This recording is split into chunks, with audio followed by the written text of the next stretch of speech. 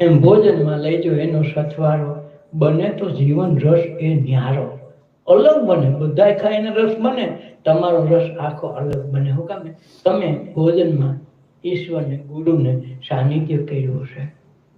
હું પેલા ભાવથી પ્રસાદ એને જમાડું છું.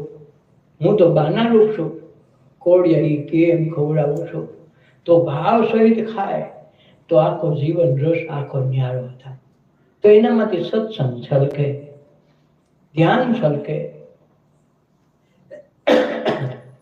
ભજન છલકે, સેવા છલકે. એમાંથી સેવા આવી જાય, અને સેવા આવે સત્સંગ આવે. પેલા સત્સંગ આવે પછી સેવા આવે, ઘણી વખત સેવા આવે પછી સત્સંગ આવે, અને પછી મોક્ષ કે ધ્યાન એની મેળે આવે. કાંઈ કરવું ન પડે, સ્મરણ પછી એની મેળે થઈ જાય, કરવું ન પડે.